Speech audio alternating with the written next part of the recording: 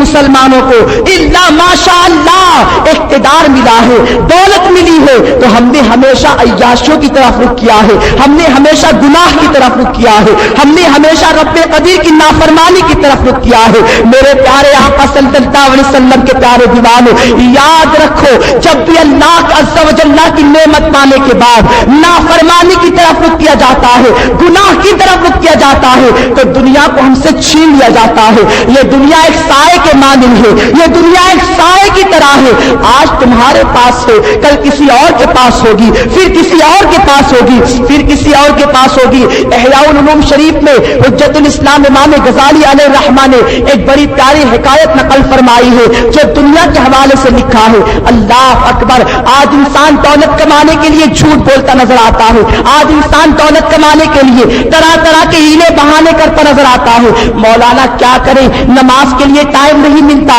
لیکن یاد رکھو نمازوں کو چھوڑ کر کاروبار کرو گے، اللہ کے غضب کو دعوت دو گے، اللہ کی رحمت کو ناراض کر دو گے، اللہ کی رحمت روٹ جائے گی۔ میرے پیارے آقا صلی اللہ علیہ وسلم کے پیارے دیوانوں، اللہ کی رحمتوں کو نہ روٹنے دو، اللہ عز و جل کے غضب کو نہ دعوت دو۔ آج میں آپ کو بتاؤں، حجت الاسلام امام غزالی فرماتے ہیں ایک انسان چونکہ بہت زیادہ دولت مند تھا، اللہ نے بے شمار دولت عطا فرمائی تھی، عید کا دن تھا، خوشیوں کا دن تھا،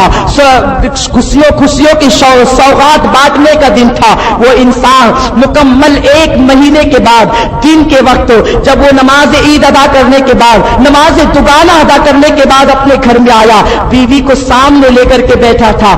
ابھی پہلا لقمہ اٹھا کر کے دسترخوان سے اپنے منہ میں ڈالنے ہی والا تھا، اچانک ایک غریب کی صدا بلند ہوئی، اچانک ایک غریب کی صدا اس کے کانوں سے ٹکرائی، کیا کوئی ہے اللہ کے لیے مجھے کچھ بھیک عطا کرے، اللہ کے لیے مجھے کچھ دے دے۔ یاد رکھو یہ غریبوں کی صدائیں صرف ہمارے کانوں تک نہیں ٹکراتی، جب کسی غریب کی آہ نکلتی ہے تو وہ باب اجابت الہی سے ٹکرایا کرتی ہے، وہ باب اجابت الہی سے جا کر ٹکراتی ہے۔ جب کسی غریب کی آہ سنو تو اس کی آہوں کو دور کرنے کی کوشش کرو۔ میرے سرکار فرماتے ہیں جو کسی بندے مومن کی ایک حاجت کو پورا کرتا ہے، اللہ تعالیٰ اس کی 70 حاجتیں پوری کرنے کا وعدہ فرماتا ہے۔ میرے پیارے آقا صلی اللہ علیہ وسلم کے پیارے دیواروں، اگر اللہ نے نوازا ہے، غربا کا مذاق نہ اڑاؤ، اللہ نے مسلمانان مال گاؤں کو بے شمار عزت اور دولت عطا فرمائی ہے، لیکن کیا کبھی ہم نے کسی غریب اور بیوہ کے سر پر آنچل بھی ڈالا ہے؟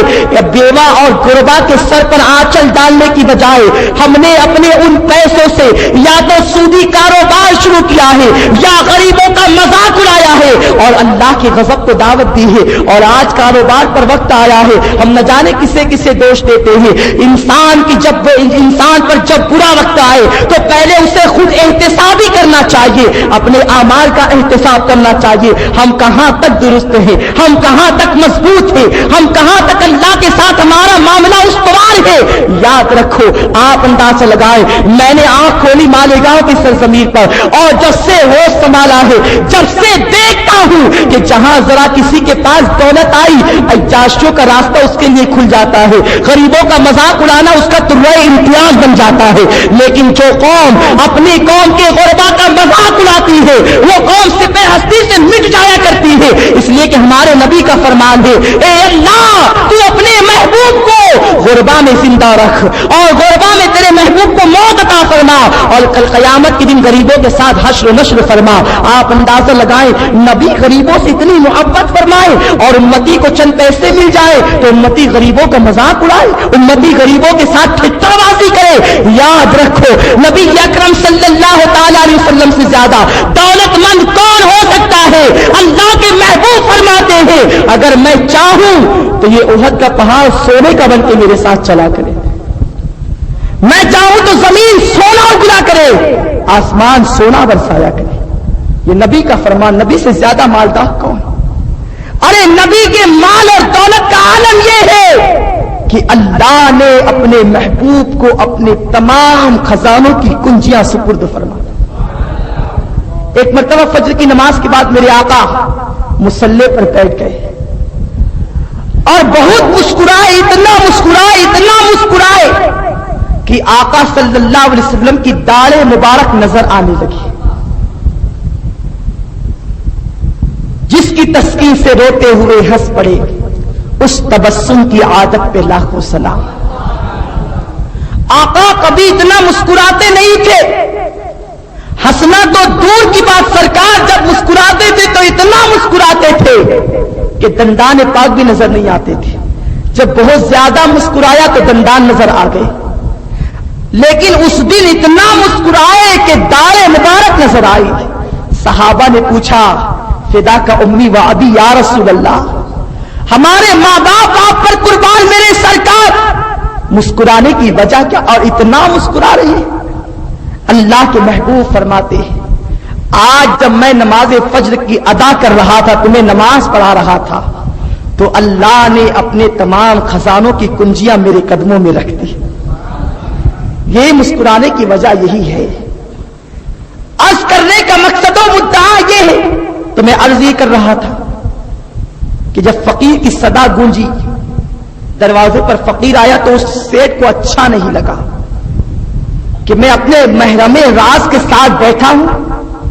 اور یہ خامخواہ ڈسٹرب کے لیے آ گیا، اور وہ بھی ایک مدت کے بعد بیٹھنے کا موقع ملا ہے۔ اسے غصہ آیا اور حالت غصہ میں اس نے کہا کہ اس منحوس کو فوراً دھکا دے کر میرے دروازے سے نکال دو۔ جیسے دروازے سے دھکا دیا گیا، وہ کمزور تھا، وہ نحیف تھا، وہ مظلوم تھا، وہ گرا اور گرنے کے بعد اس کی زبان سے بد دعا نکلی، اے اللہ اگر غربت تو نے مجھے عطا کی ہے تو اس نے مجھے ذلیل کیا ہے، میں تیری بارگاہ میں عرض کرتا ہوں کہ ان قریب مولا تو اسے بھی ذلیل فرما جیسے اس نے مجھے ذلیل کیا۔ غریب کی بد دعا، اللہ اکبر، میرے آقا فرماتے مظلوم کی بد دعا سے بچو، اس لیے کہ مظلوم کی بد دعا کبھی رائگاں نہیں جاتی، اور مظلوم کی دعا لیا کرو، اس لیے کہ اللہ مظلوم کی دعا کو کبھی نہیں ٹالا کرتا۔ اب دن گزرنے لگے، وہ فقیر چلا گیا، آئی گئی بات ہو گئی۔ چند دنوں کے بعد اچانک اولاد بننا شروع ہوئی، کاروبار ٹھپ ہونا شروع ہوا، اور ایک وقت ایسا آیا کہ بیوی نے کہا کہ آپ میرا نان و نفقہ ادا نہیں کر پاتے، آپ میری پرورش نہیں، کفالت نہیں کر پاتے، تو آپ مجھے طلاق دے دیجیے تاکہ میں چلی جاؤں، شریعت کا مسئلہ بھی یہی ہے۔ اس نے کہا ٹھیک ہے۔ اب اس قدر غربت اور تنگ دستی آئی، نوکر چلے گئے، بچے مر گئے، اور بیوی بھی چلی گئی، اور ادھر اللہ نے اس غریب کی دعا کو سنا۔ دھیرے دھیرے اس کے کاروبار میں اضافہ شروع ہوتا گیا، یہاں تک کہ یہ انتہائی مالدار بن گیا۔ جب خوب دولت ملی تو دل میں خیال آیا کہ شادی کرنا چاہیے، شادی کی لڑکی تلاش کی، تو اتفاق سے جو اس مالدار کی بیوی متعلقہ طلاق شدہ تھی، اسی کے ساتھ اس کی شادی ہو گئی۔ اور پھر رمضان شریف کا پربہار مہینہ آیا، جب مہینہ رخصت ہوا، یہ جو گزشتہ سال فقیر تھا نماز کے لیے گیا، نماز پڑھ کر کے آیا اور اسی انداز سے اپنی بیوی کے ساتھ بیٹھا تھا، اچانک پھر ایک صدا بلند ہوئی، اسی وقت صدا بلند ہوئی، کوئی ہے جو مظلوم کی مدد کرے؟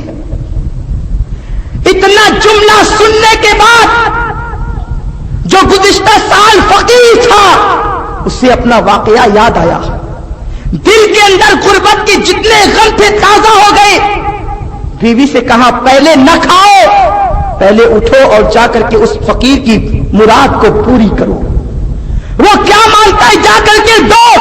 اس کے پاس کپڑے نہ ہو تو کپڑے دے دو، بھوکا ہو تو کھانا کھلا دو، اگر پیسوں کا مطالبہ کرتا ہے تو جو مانگتا ہے دے دو، پہلے جا کر کے اس کا مطالبہ پورا کرو، اس لیے کہ پہلے یہ غربت سے نکل کر کے اب دولت مندی کی طرف آیا تھا تو نشتر تازہ تھے، زخم جانتا تھا کہ ایک غریب کے دل پر کیا نشتر لگتے ہیں اور اس کا احساس کتنا ہوتا ہے۔ اللہ اکبر، یہ خاتون ابھی اٹھی ہی تھی، اپنے चेहरे पर नकाब डाला, अपने चेहरे पर पर्दा डाला, और पर्दा डालने के बाद जैसे दरवाजे पर गई, दरवाजे पर जाने के बाद जब फकीर पर निगाह पड़ी, फकीर पर जैसे निगाह पड़ती है,